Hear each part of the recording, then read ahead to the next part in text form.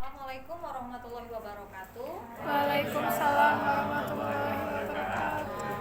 Baiklah, yang terhormat Bapak Haryadi selaku dosen pembimbing mata kuliah pemahaman pembelajaran dan asesmen yang efektif di sekolah menengah dan teman-teman sekalian yang kami banggakan. Pada hari ini kami dari kelompok 1 akan menjelaskan mengenai topik 7 dengan materi isu-isu aktual terkait pembelajaran dan asesmen di sekolah. Sebelum menjelaskan materi, kami akan memperkenalkan diri. Saya Sherlina Fiantari sebagai moderator. Teman saya Febrianti, Mahdiana Syahri, Safitri Indah Pratiwi, dan Marlia Suci Ramadan.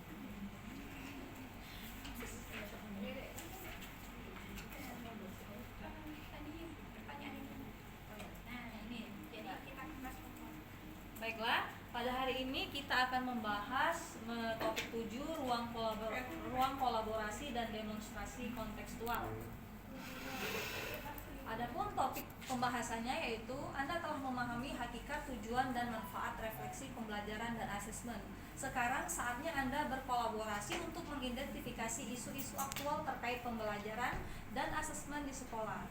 Silahkan bekerja secara kelompok. Untuk yang ada 3 topik pembahasan. Yang pertama, mengidentifikasi isu-isu aktual terkait dengan pembelajaran dan asesmen yang umumnya banyak dilakukan oleh guru di sekolah selama ini. Yang kedua yaitu mendiskusikan isu-isu tersebut dan dikaitkan dengan efektivitas capaian pembelajaran.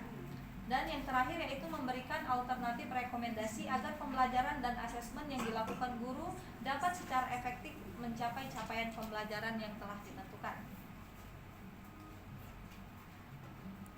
Adapun isu-isu terkait pembelajaran di sekolah, di sini kami sudah merangkum antara lain ada 4 pembahasan. Yang pertama yaitu perilaku peserta didik yang beragam. Yang kedua yaitu konsentrasi peserta didik yang kurang. Yang ketiga daya serap peserta didik yang beragam. Dan yang terakhir yaitu masalah teknis seperti proyektor tidak berfungsi dan lain sebagainya. Nah, dalam isu terkait asesmen di sekolah akan dijelaskan oleh Febrianti.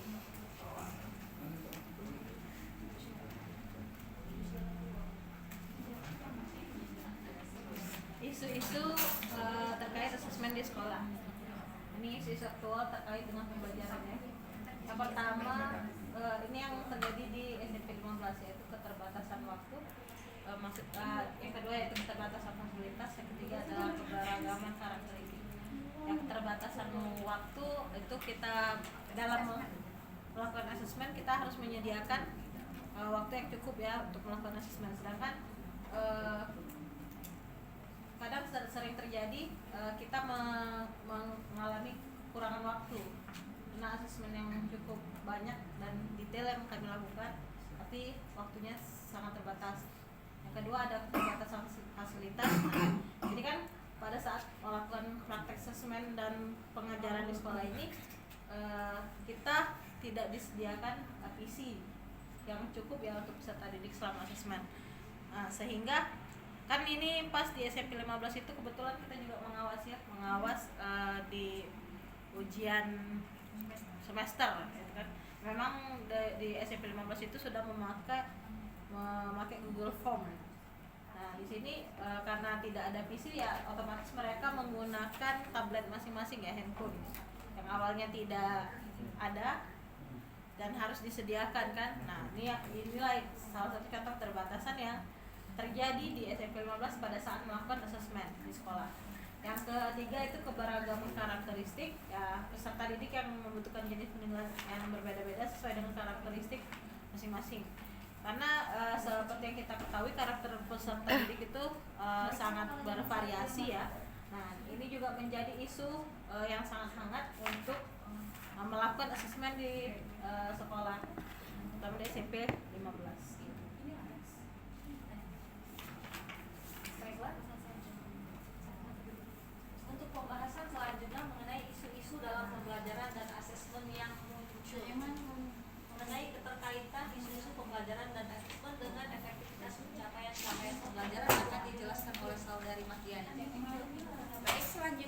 akan membahas tentang kaitan isu-isu pembelajaran dan asesmen yang efektif dengan pencapaian pembelajaran. Jadi tadi sudah dijelaskan bahwa selama kami melakukan PPL di SMP 15 terdapat isu-isu yang dihadapi oleh guru ketika melakukan pembelajaran dan asesmen di sekolah. Nah, isu-isu tadi sudah dijelaskan oleh saudari Sherly dan juga saudari Febrianti. Nah, setelah itu saya akan menjelaskan tentang kaitan isu-isu tersebut dengan capaian pembelajaran. Jadi, jika isu-isu dalam pembelajaran dan asesmen itu muncul, tentu saja pembelajaran dan asesmen yang dilakukan di sekolah itu tidak berjalan dengan lancar. Nah, apabila pembelajaran di sekolah tidak berjalan dengan lancar, maka capaian pembelajaran akan sulit dicapai. Seperti yang kita ketahui, tadi beberapa isu yang terjadi di sekolah, yaitu contohnya tidak tersedianya fasilitas yang memadai ketika melakukan pembelajaran dan asesmen. Contohnya kekurangan PC atau sekolah tidak menyediakan PC atau komputer untuk siswa ketika mereka melakukan asesmen. Nah, hal tersebut dapat mempengaruhi ketercapaian pembelajaran siswa karena siswa harus diberatkan, harus membawa HP dari rumah untuk mengikuti asesmen, lalu harus menyediakan kuota dan lain sebagainya. Lalu ada lagi contohnya yaitu isu-isu yang dihadapi oleh guru seperti tidak berfungsinya proyektor dengan baik. Nah, jika proyektor itu tidak berfungsi dengan baik, tentu saja pembelajaran di kelas juga akan mengalami kendala. Dan ketika pembelajaran di kelas mengalami kendala, tentu saja waktu yang digunakan ketika mengajar itu akan berkurang dan pembelajaran pada hari itu bisa jadi akan merasa kesulitan untuk mencapai tujuan pembelajaran seperti itu. Baiklah, terima kasih kepada saudari Mahdiana. Untuk topik selanjutnya yaitu rekomendasi agar pembelajaran yang dilakukan guru dapat secara efektif mencapai capaian pembelajaran yang telah dilakukan. Nah, pembahasan ini akan dibahas oleh saudara Sapitri. Baiklah, saya akan melanjutkan pembahasan selanjutnya, yaitu rekomendasi dari kami ya, agar pembelajaran yang dilakukan oleh guru dapat berjalan secara efektif dan capaian pembelajaran dapat tercapai. Yang pertama, di sini ada beberapa poin. Yang pertama yaitu memahami perbedaan karakteristik peserta didik sehingga dapat memberikan pembelajaran yang sesuai dengan masing-masing karakteristik peserta didik. Nah, ini dapat dilaksanakan dengan yang kita kenal dengan pembelajaran berdiferensiasi. Jadi kita harus pada kurikulum Merdeka ini kita harus memperhatikan karakteristik peserta didik karena ini merupakan hal yang penting sebelum kita melakukan proses pengajaran dan pembelajaran di kelas. Kemudian yang kedua yaitu menyajikan pembelajaran yang bervariatif dan tidak monoton sehingga peserta didik dapat tertarik untuk melakukan pembelajaran. Tentu saja untuk pendidik atau guru ini wajib ya, kita harus menjadi guru yang kreatif sehingga dapat menghasilkan pembelajaran di kelas itu yang variatif. Jadi setiap kali kita masuk kelas, peserta didik itu menjadi antusias dengan kita. Dia tahu kalau belajar dengan Miss ini, dengan Bapak ini, dengan Ibu ini, oh pasti seru loh. Hari ini kita akan belajar apa ya, kayak gitu. Jadi sudah murid kita itu sudah tahu tiap guru ini masuk pasti pembelajarannya akan menarik gitu. Jadi ini merupakan suatu kewajiban menurut kami untuk menghasilkan pembelajaran yang bervariatif. Kemudian yang ketiga, mengimplementasikan pembelajaran berdiferensiasi agar peserta didik dengan daya serap berbeda dapat tetap mengikuti pembelajaran dengan baik. Jadi poin ketiga ini masih ada kaitannya atau berkaitan dengan poin pertama. Memperhatikan perbedaan karakteristik peserta didik itu dapat diimplementasikan dengan pembelajaran berdiferensiasi. Dan yang terakhir, meminimalisir masalah teknis yang terjadi dengan menyiapkan contingency plan atau rencana cadangan ya, plan B atau alternatif tindakan dalam penyampaian pembelajaran di kelas apabila terjadi hal-hal yang tidak diinginkan. Jadi, ketika kita membuat RPP atau modul ajar itu kalau bisa disiapkan yang namanya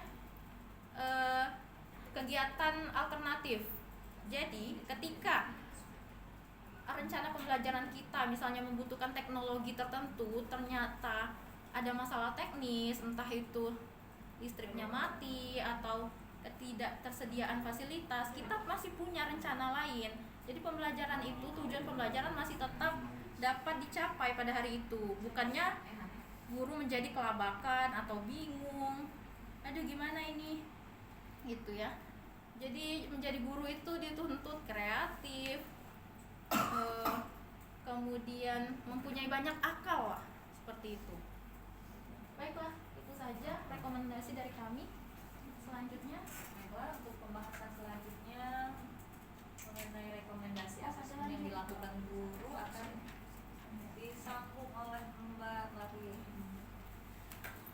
Oke, baiklah, ini masih berkaitan dengan rekomendasi atau saran yang kami berikan agar asesmen yang dilakukan guru dapat secara efektif mencapai capaian pembelajaran yang telah ditentukan.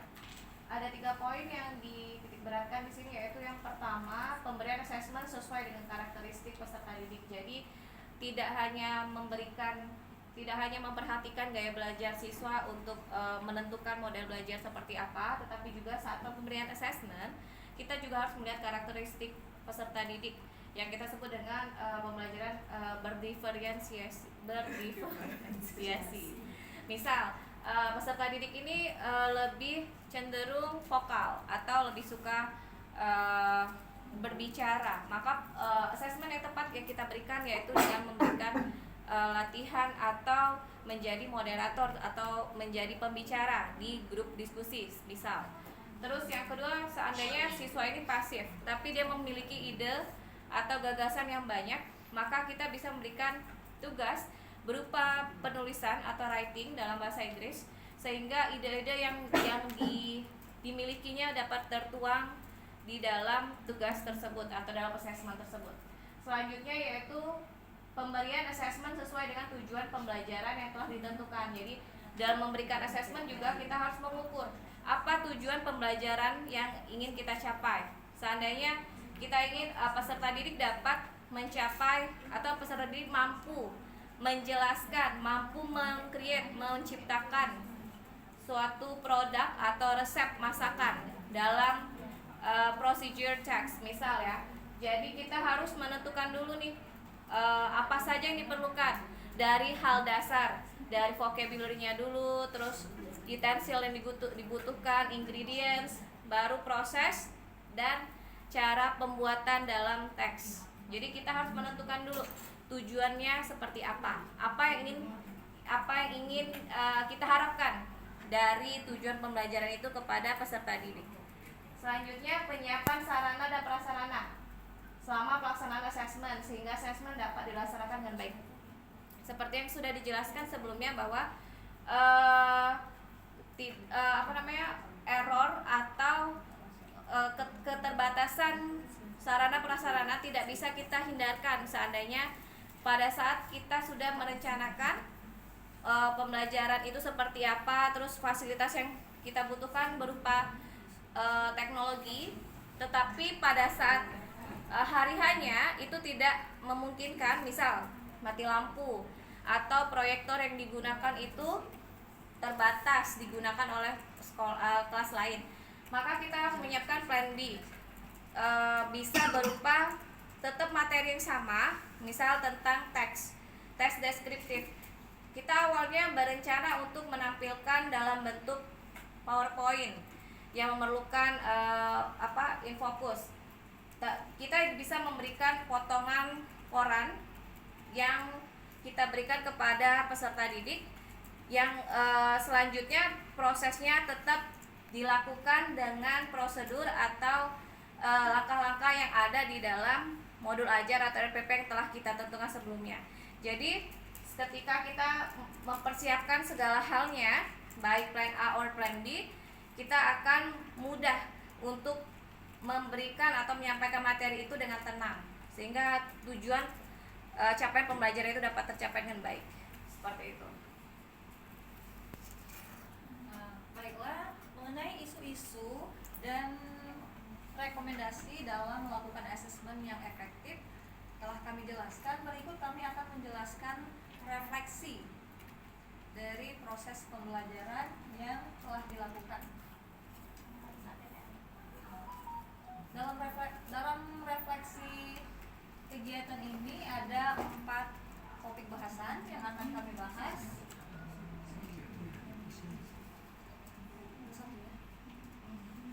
Untuk refleksi yang pertama mengenai kegiatan apa yang belum dilaksanakan dalam pembelajaran dan asesmen pada PPL 1 akan dijelaskan oleh Saudari Febrianti.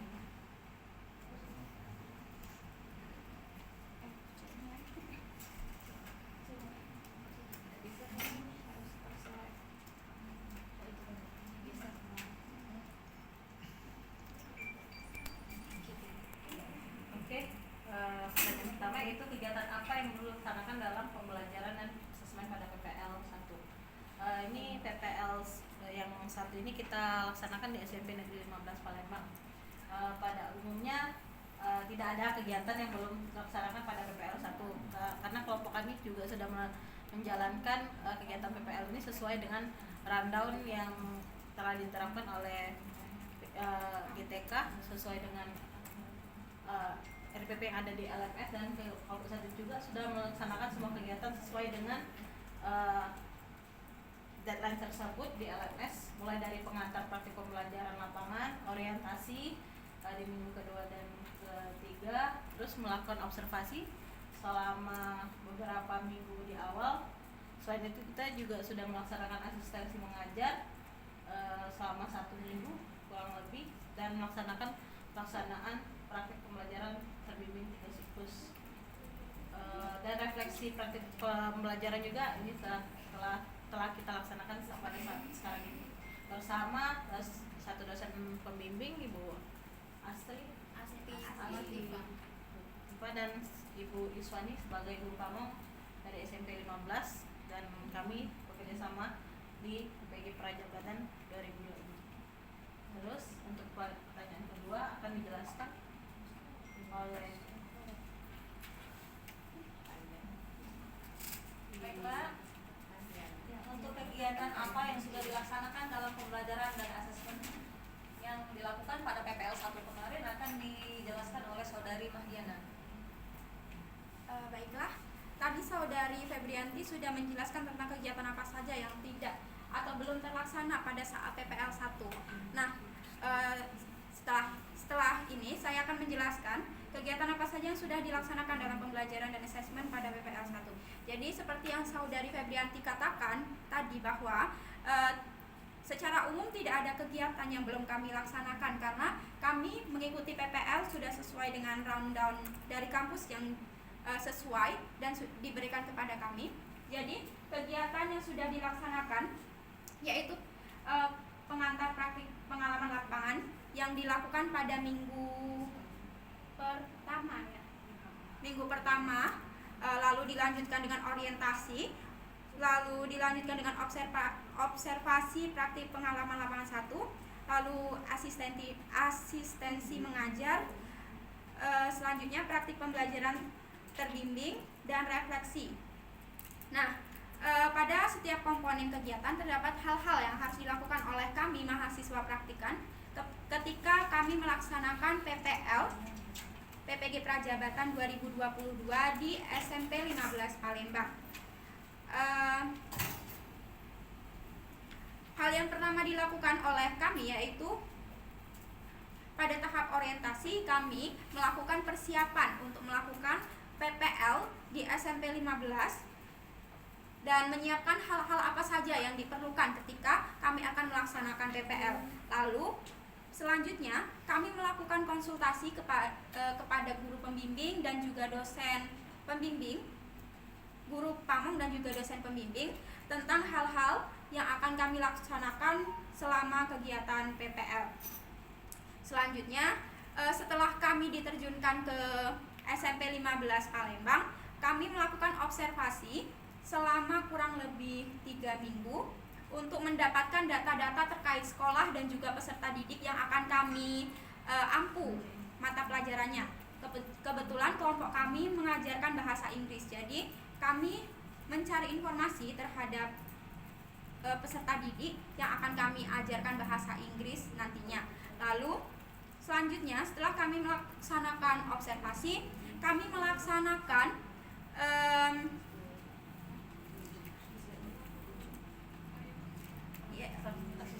asistensi mengajar.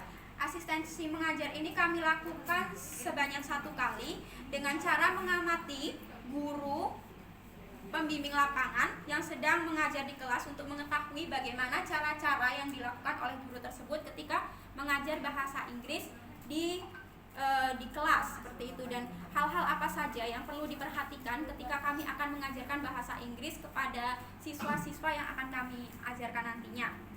Setelah itu kami melaksanakan praktik mengajar terbimbing, tapi sebelum melaksanakan praktik mengajar tersebut kami terlebih dahulu merancang modul pembelajaran yang akan kami gunakan ketika kami mengajar nantinya. Ketika merancang modul pembelajaran tersebut, kami melaksanakan beberapa kali bimbingan untuk mendapatkan hasil yang bagus.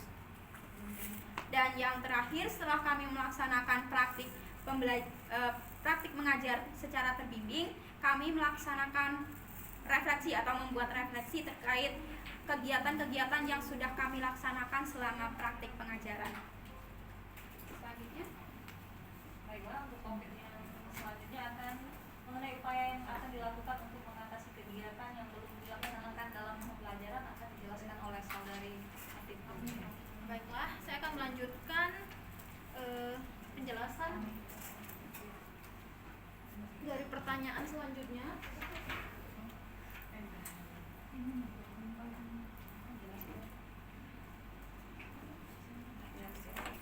Yaitu upaya yang akan dilakukan untuk mengatasi kegiatan yang belum dilaksanakan dalam pembelajaran ini.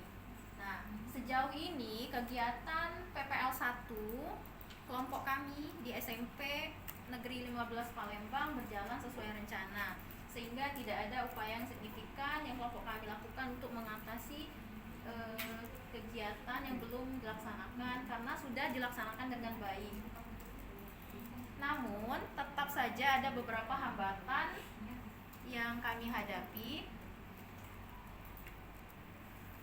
seperti kegiatan PPL 1 ini bertepatan dengan kegiatan yang dilaksanakan di sekolah.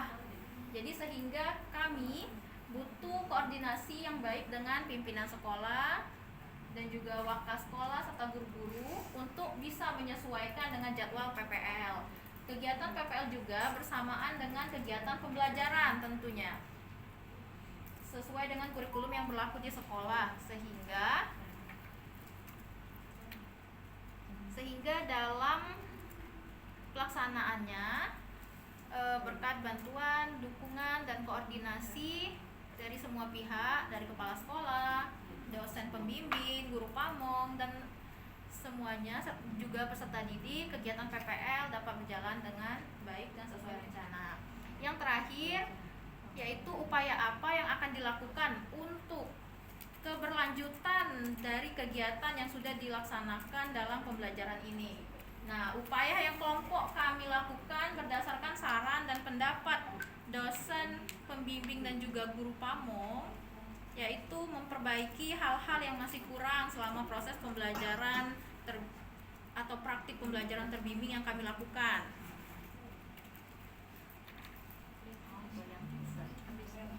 Oke, selain memperbaiki hal-hal yang masih kurang, kami juga diminta untuk melakukan refleksi dari kegiatan yang sudah kami lakukan agar di kegiatan PPL 2 nanti dapat lebih efektif dan lebih baik lagi, seperti itu. Kami juga akan menambah beberapa hal yang masih kurang, sehingga harapan kami pada PPL 2 di semester depan ini kegiatan yang dilaksanakan dapat berjalan dengan lebih baik, lebih efektif, serta dapat mengaplikasikan pengetahuan dan pengalaman yang telah didapat selama kegiatan PPL 1. Jadi seperti itulah penjelasan dari kelompok kami. Baiklah. Terima kasih. Baiklah, itulah pembahasan dari kami mengenai isu-isu rekomendasi rekomendasi dan juga refleksi dari proses pembelajaran dan asesmen yang telah kami lakukan di SMP Negeri 15 Palembang. Mungkin dari teman-teman ada yang ingin menambahkan atau bertanya, waktunya dipersilahkan.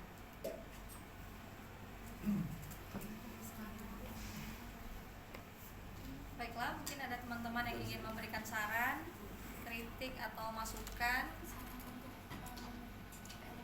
Ya, mungkin nanti bisa kita jadikan juga sebagai refleksi kita yang akan melakukan PPL kedua nanti di semester selanjutnya.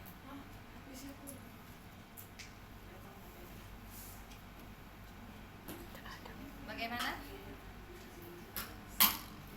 Di presentasi itu ada penilaian tanggapan. Jadi kalau Anda tidak menanggapi, nilainya ada 10%.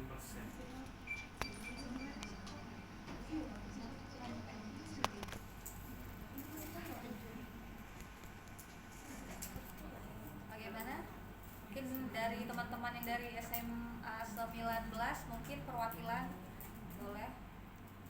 Ya. Baiklah, terima kasih kepada Saudari Putri. Saya ingin bertanya. Maaf ya.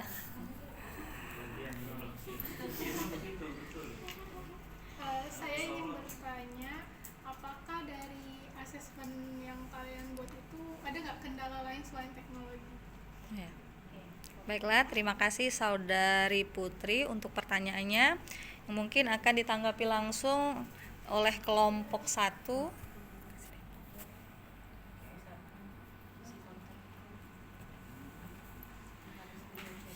Baiklah, terima kasih atas pertanyaan dari Saudari Putri. Apakah ada kendala lain yang kami hadapi selama proses PPL 1 selain masalah teknologi? Tentunya ada beberapa kendala lain yang menjadi masalah yang selama kami PPL ya. Misalnya pertama yaitu waktu ya. Waktu itu menjadi sangat-sangat krusial karena kita hanya memiliki 3 hari, Rabu, Kamis, Jumat untuk melaksanakan PPL. Sedangkan dalam waktu 3 hari tersebut kita belum terlalu mengenal lapangan. Misal kita harus membagi kelas itu dalam satu kelompok ada orang 5, jadi kita harus membagi kelas.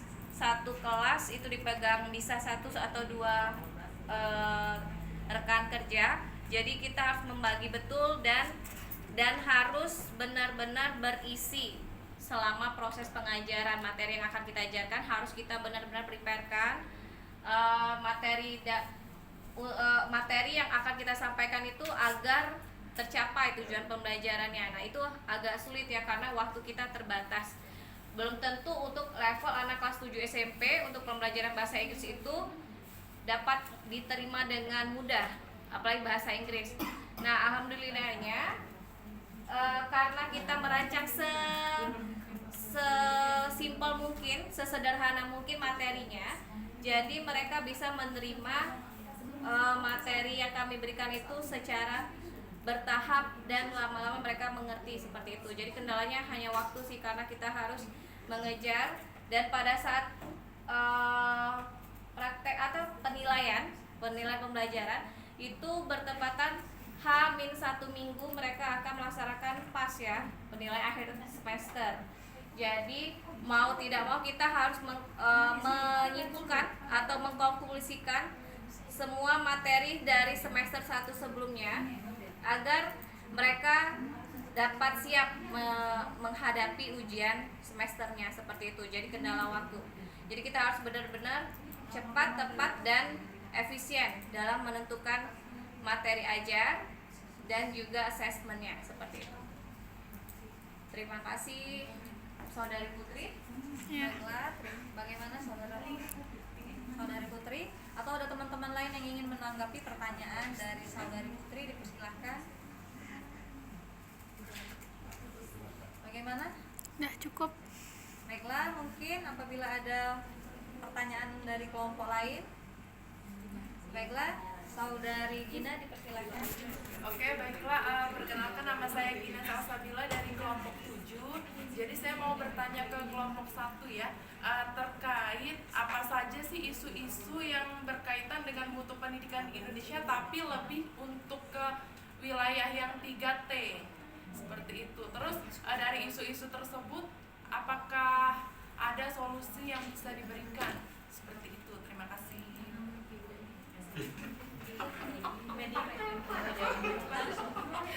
Oh ya. Baiklah, terima kasih untuk Saudari Gina. Pertanyaannya mengenai isu-isu yang ada di daerah 3T, di mana kita tahu daerah 3T itu terdepan, terpencil dan terluar yang sulit dijangkau. Nah, mungkin ada sedikit jawaban dari kelompok kami dan mungkin akan ditambahkan dari beberapa kelompok lain.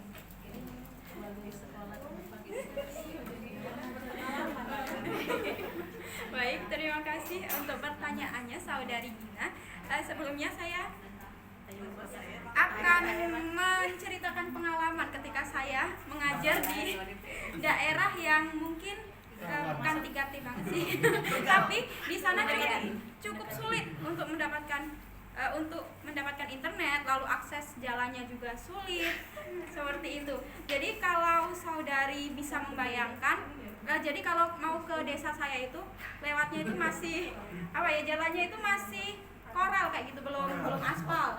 Nah, tanah merah kadang ya, jadi itu menurut saya suatu isu-isu yang cukup krusial untuk dibahas terkait dengan pendidikan di Indonesia, karena pemerintah tidak melihat hal tersebut. Yang kadangkala kita tahu bahwa guru-guru itu tidak semuanya itu ada di satu desa itu, ada yang dari desa lain, lalu harus beberapa jam untuk datang ke desa saya untuk mengajar. Nah, lalu akses internet yang juga sangat minim seperti itu. Jadi ketika akan mengajar di desa saya itu kan pernah ngajar di SMP. Nah, dan itu jam 8 kayak gitu gurunya belum datang karena hari itu hujan. Dan kalau hujan pagi-pagi itu jalanan pasti becek, dan bisa dibayangkan kalau jalanannya masih tanah gitu, guru pasti akan kesulitan untuk datang ke desa saya untuk mengajar. Jadi mau tidak mau anak-anak itu kurang mendapatkan perhatian seperti itu di desa-desa. Dan kalau kita ingin melakukan pembelajaran secara daring seperti itu juga sinyal internet tidak terlalu mendukung. Jadi itu juga akan menjadi kendala tersendiri bagi guru-guru untuk melakukan pembelajaran secara daring. Jadi menurut saya pemerintah juga harus memperhatikan hal-hal tersebut dan memberikan solusi. Jadi kalau kita yang memberikan solusi juga tidak dapat berjalan dengan baik karena kita tidak memegang kendali terhadap hal-hal tersebut. Seperti contohnya jalanan yang rusak. Apakah mungkin kita akan melakukan iuran bersama-sama untuk membenahi jalan tersebut? Kan itu tidak, kalau dipikir tidak memungkinkan seperti itu. Lalu untuk sinyal internet, kita juga harus memperhatikan, pemerintah juga harus memperhatikan hal tersebut. Karena memang itu, apalagi di kurikulum Merdeka ini, sinyal internet sangat dibutuhkan untuk kami, khususnya yang ada di desa-desa seperti itu. Baiklah, itulah tanggapan dari kelompok kami. Mungkin dari kelompok lain ada yang ingin menanggapi? Saudara Medio, silakan. Boleh menambahkan sedikit. Jadi sebenarnya saya belum terjun ke daerah 3T ya, karena anak kota gitu. Insya Allah ya. Insya Allah penempatan nanti. Maksud saya coy jangan Pak, jangan salah. Tapi banyak orang-orang survei, ada soal kan dulu kan juga ada teman juga yang PPG di PPG-nya itu di daerah 3T ya, SM 3T itu, di mana memang fakta mengatakan bahwasanya daerah 3T ya, 3T itu kan terdepan, terluar dan juga tertinggal ya. Nah, kalau kita perhatikan bahwasanya faktor yang bisa kita lihat, kekurangan yang muncul dalam problematika yang muncul dalam dunia pendidikan adalah dilihat dari sisi gurunya, di mana kalau misal kita perhatikan guru-guru di daerah 3T itu tuh bisa dikatakan untuk distribusinya itu kurang merata, karena hanya beberapa daerah-daerah yang sekolah-sekolah tertentu saja yang memiliki guru, tapi ada beberapa daerah yang tidak memiliki guru, sehingga orang harus jauh-jauh dari pedalaman, harus lebih keluar lagi untuk bisa bersekolah gitu. Itu yang pertama. Terus juga bisa juga dilihat dari kualifikasi yang di bawah standar. Nah, kalau di daerah 3T itu memang karena rata-rata memang sedikit orang-orang yang punya kualifikasi pendidikan yang baik, yang memang benar-benar seorang guru, sehingga kebanyakan yang ngajar itu adalah orang-orang yang asal dia udah dewasa, asal dia bisa baca, yang penting dia bisa baca, terus dia bisa mengajarkan gitu. Jadi sehingga tidak sesuai dengan kualifikasi pendidikannya gitu. Terus sehingga kurang kompeten dalam mengajarkan materi yang dipelajari. Misalnya guru fisika yang ngajarnya orang-orang yang orang baru tamat sekolah kayak gitu. Nah, memang rata-rata juga di sana juga tidak sesuai dengan standar kurikulum yang berlaku. Asal bisa baca, asal bisa nulis sudah dikatakan bersekolah gitu. Terus juga tidak sesuai dengan kualifikasinya. Jadi ada yang kayak double job kayak gitu. Jadi misalnya ada yang dia itu memang benar-benar dia guru, tapi dia mengajarkan agama, bahasa Indonesia itu diampu oleh guru yang mengampu bidang yang lain, dianggap mudah gitu, sehingga tidak sesuai dengan teorinya gitu, seperti itu. Terus juga kalau bisa dilihat dari mutu pendidikannya, memang di daerah 3T itu kalau kita perhatikan 3T itu angka putus sekolah itu sangat tinggi, sehingga perlu adanya perubahan oleh guru-guru PPG seperti Kak Ajis. Terima kasih. Menambahkan sedikit, jadi memang seperti yang dikatakan oleh saudara Medio, kalau di daerah 3T itu ada guru-guru itu yang double job seperti itu, seperti yang sepengalaman saya. Kadang guru bahasa Inggris sambil ngajar IPS itu sebenarnya jauh kan, jadi tapi mau tidak mau guru itu harus melakukannya karena memang kekurangan guru di situ. Jadi ada juga guru yang tidak mau mengajar di daerah tersebut karena jauh dan akses jalan serta akses sarana dan prasarananya juga tidak sesuai dengan apa yang diharapkan. Jadi kebanyakan itu guru merasa malas mungkin, atau kurang merasa tidak memiliki motivasi untuk melakukan untuk mengabdi di daerah-daerah yang seperti itu.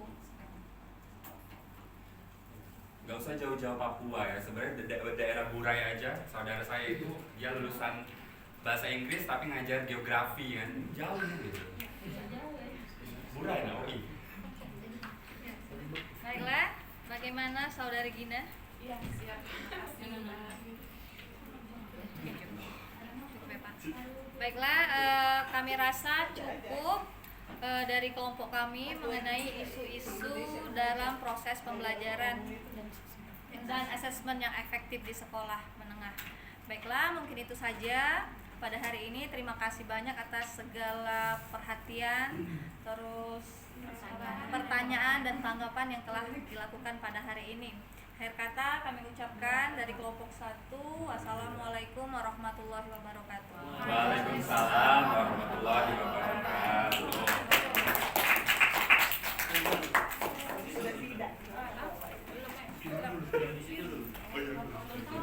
Baik, ini dulu sabar. Saya ulas dulu supaya nanti lebih baik. Untuk ini paparan yang bagus ya, sudah lengkap tadi isu-isu dan refleksinya.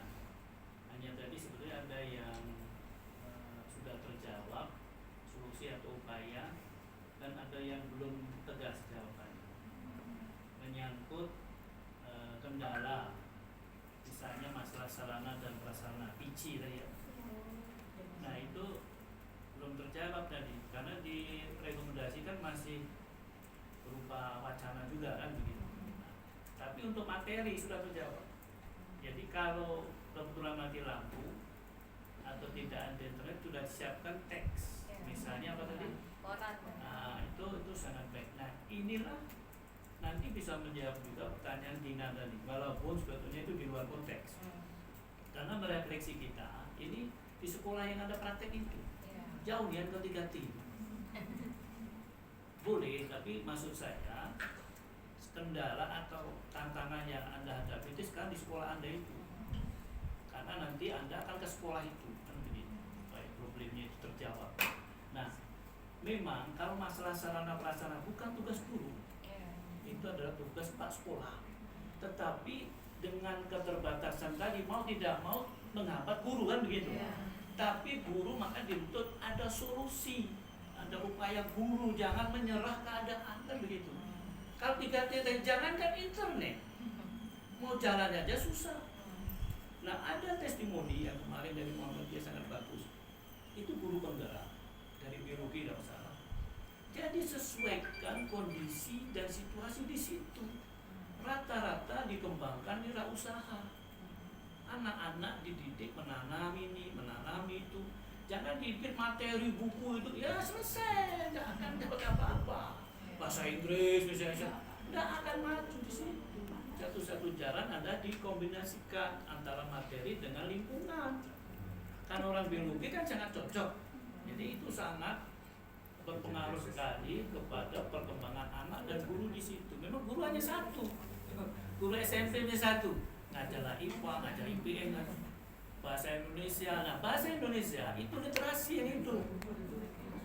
Walaupun tidak ada lampu, walaupun tidak ada listrik, pakai kertas. Dulu aja pakai batu, dulu pakai kulit, dulu pakai daun, kan begitu. Makanya sekarang ini istilahnya tidak ada guru yang mudah menyerah tadi. Jadi sesuaikan situasi dan keadaan dimanapun Anda mengajar. Yang penting semangat tadi. Kalau melihat kondisi seperti itu, pasti boro-boro dapat gaji, ya kan? Gajinya apa? Pisang, sayur, bisa ya kan? Nah, oleh karena itu Anda memang seorang pejuang. Kalau memang itu ya, maka banyak yang pindah ke kota. Makanya kota ini gurunya numpuk. Di daerah masih banyak terbatas. Kesempatan emas bagi Anda sebetulnya. Banyak guru-guru jadi kaya raya di daerah. Bisa bertanam karet, bisa bertanam sawit, bisa macam-macam. Saya sendiri kaget. Mahasiswa saya dulu sekarang bisa mengkuliahkan anaknya di fakultas kedokteran. Saya tidak bisa melakukan kedokteran. Saya kaget, bayar 226 juta terbayar kedokteran. Mengapa dia jadi guru di daerah? Karena tadi berkebun. Nah, jadi saudara-saudara jangan merasa menyerah bahwa di daerah itu justru terbatas, banyak kesempatan emas di sini. Itu ya. Tidak bawa si Dina dan tidak bawa sampai ke 3T tadi. Tapi problem yang kita hadapi sekarang di sekolah masing-masing itu ada. Ya. Oke, cukup. Terima kasih. Boleh kasih plus lagi.